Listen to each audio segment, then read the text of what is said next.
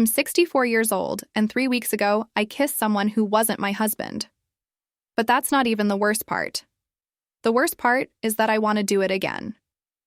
My name is Margaret, and for 42 years, I've been the perfect wife.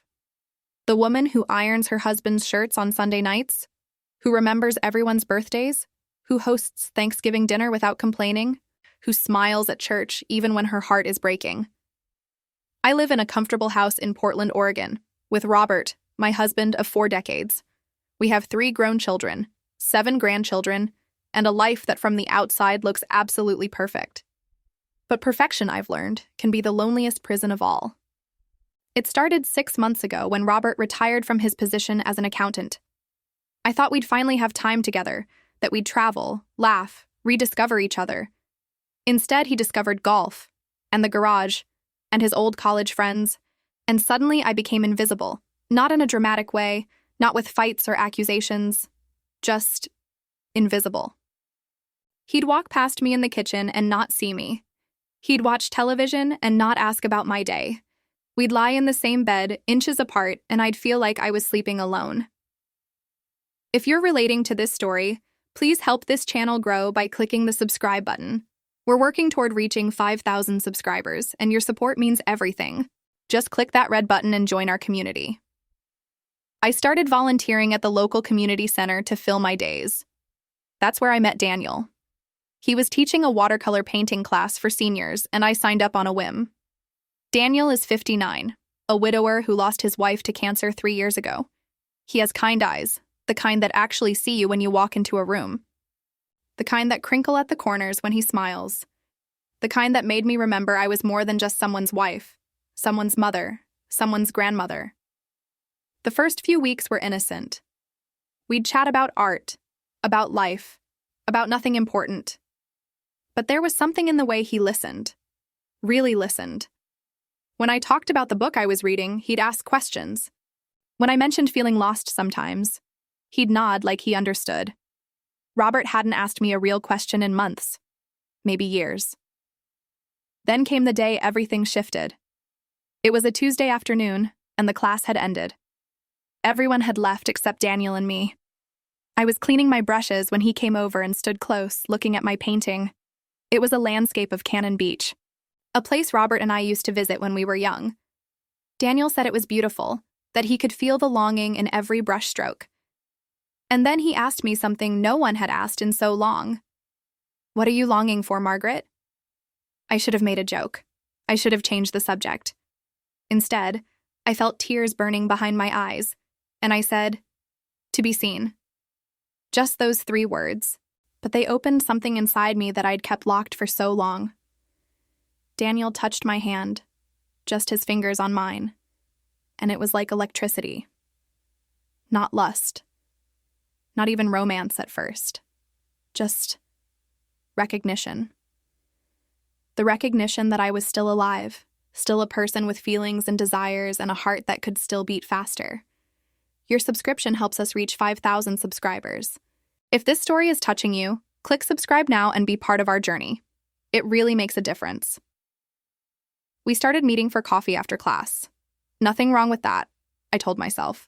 Just 2 friends talking. But I started dressing differently on Tuesdays.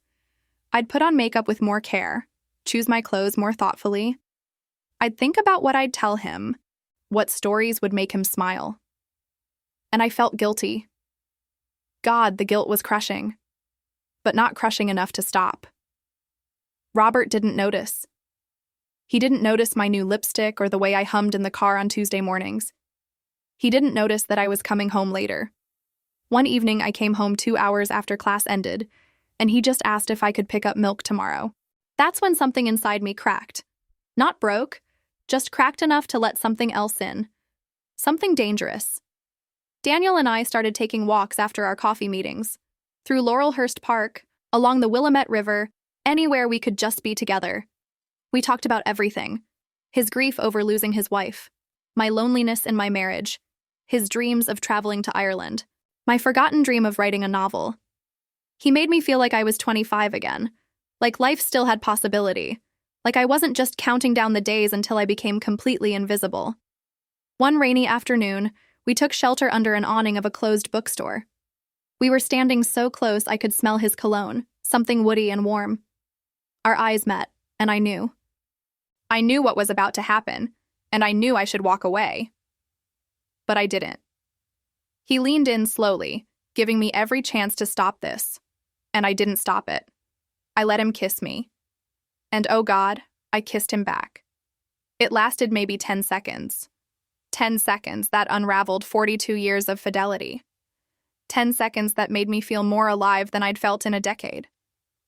10 seconds that I knew would change everything. Help us get to 5,000 subscribers by clicking that subscribe button right now.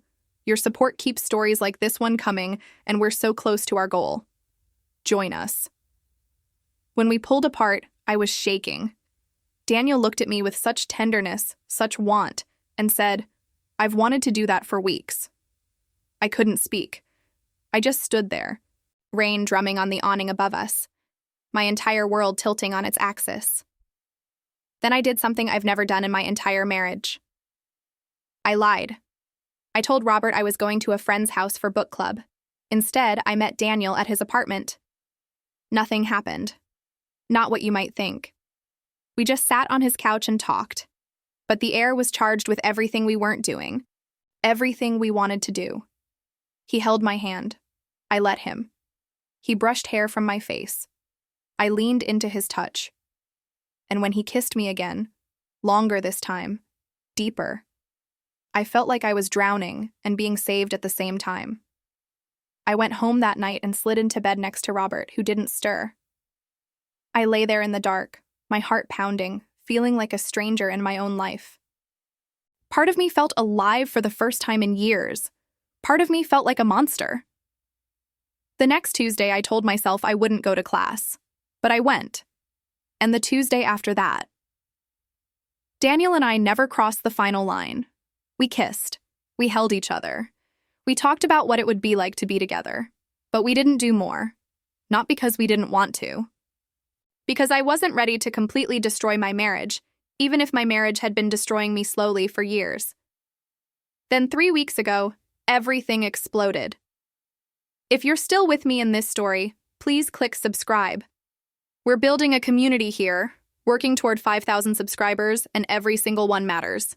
Hit that button and help us grow. I came home one evening to find my daughter Sarah sitting at my kitchen table with Robert. She looked at me with an expression I'd never seen before. Disappointment, disgust, fear. My stomach dropped. "Mom," she said, her voice shaking, "I need to talk to you." Robert looked confused. "What's going on?" Sarah pulled out her phone and showed us a photo. It was me and Daniel, sitting on a bench by the river, his arm around me, my head on his shoulder. Someone had taken it and sent it to her anonymously. The room spun. Robert's face went from confusion to shock to something I can't even describe. Devastation. Betrayal. Rage. All at once. "Who is that?" he asked, his voice barely a whisper. I couldn't speak. Sarah spoke for me. "Mom's been seeing someone." I got this photo with a message saying I should know what my mother's been doing. What followed was the worst night of my life. Robert yelled. I'd never heard him yell like that. Sarah cried. I sat there frozen, watching my family fall apart because of choices I'd made, because I was lonely, because I wanted to feel seen, because I was selfish. Robert demanded to know everything. How long? How far it had gone. If I loved Daniel. If I'd slept with him. Each question was a knife. I told the truth. 6 months. Kissing and talking. I didn't know if I loved him. No, we hadn't slept together. But you wanted to, Robert said, and it wasn't a question. I couldn't lie about that. The silence was my answer.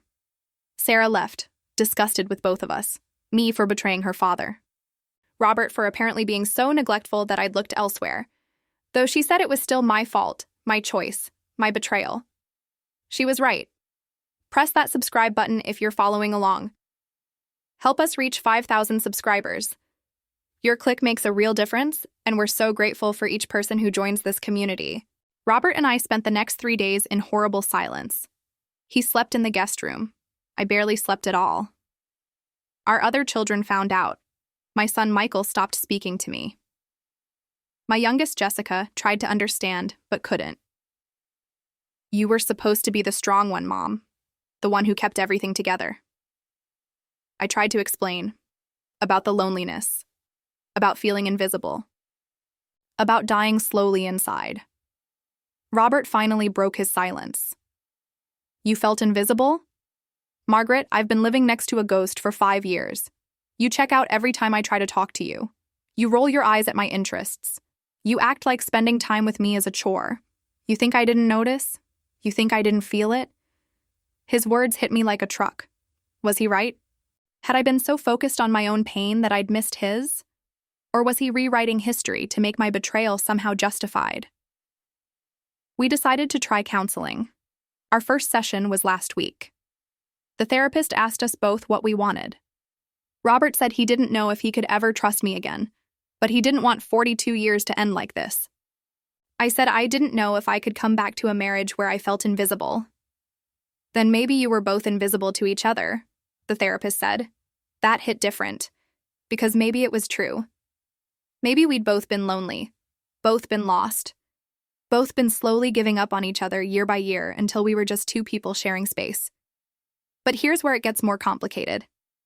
I haven't ended things with Daniel. We haven't seen each other since everything came out, but we've texted.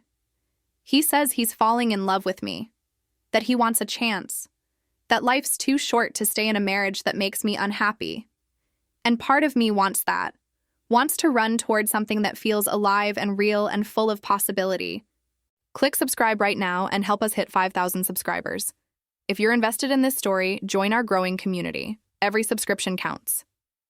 But another part of me looks at Robert across the dinner table, this man I've shared a life with, and I see something I hadn't seen in years. I see him seeing me. The crisis woke him up, or maybe it woke us both up. He's asking questions now. Real questions. He wants to know about my day, my feelings, my dreams. He's suggesting we take a trip to Cannon Beach, like we used to. He's trying. Is it too late? Is it enough? Or is it just panic? The fear of losing something you took for granted? And Daniel? Daniel represents everything I've been missing. Passion, attention, feeling desired. But is that real? Or is it just the intensity of something forbidden? Something new? Would it survive in real life?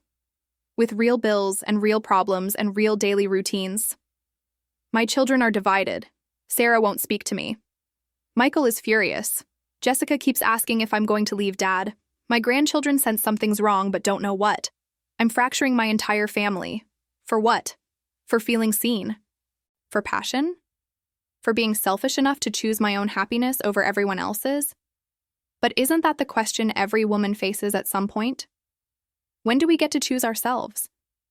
When is it okay to say this isn't enough? I need more. I deserve more. Or is marriage a commitment that supersedes personal happiness? Did I promise 42 years ago to stay even if I slowly disappeared? Last night, Robert did something he hasn't done in years. He pulled me close in bed, not for sex, just to hold me. And he whispered, "I'm sorry I stopped seeing you. I'm sorry I made you feel alone. Please give me a chance to fix this." I cried. God, I sobbed in his arms like I haven't cried in decades. Because I realized I still love him. Maybe I never stopped. But I also realized I love the version of myself I am with Daniel. The version who laughs more, who feels desirable, who takes chances. We're so close to 5,000 subscribers. Click that subscribe button and be part of our community. Help us reach our goal together. Your support means everything. Can I have both? Can I be the woman who feels alive while staying in my marriage? Can Robert and I rebuild something real? Or are we just clutching at the ghost of what we used to be? And Daniel, kind Daniel, who did nothing wrong except fall for a married woman, what do I owe him? What do I owe myself? This morning, Daniel texted me. I need to know, Margaret. Do I have a chance, or should I let you go? Robert is downstairs making coffee, something he used to do every morning when we were young.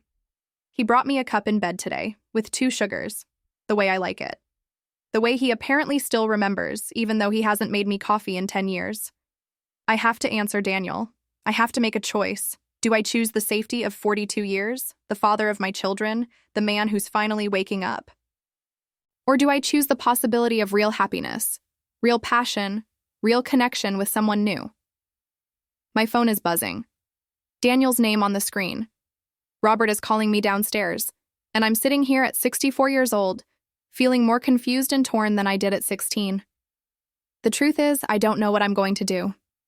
Part of me wants to run to Daniel and never look back. Part of me wants to delete his number and fight for my marriage. And part of me wants to walk away from both and figure out who Margaret is when she's not defined by the men in her life. So here's where I need you.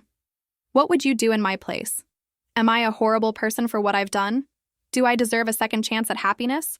Or do I owe it to my family to stay and rebuild? Is it possible to love two people at once? Can a marriage survive this kind of betrayal? Should it? Before you go, please click subscribe and help us reach 5,000 subscribers. Join this community where we share real stories about real struggles.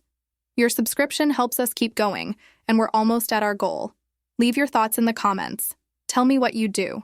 Because right now, standing at this crossroads at 64 years old, I've never felt more lost and more alive at the same time.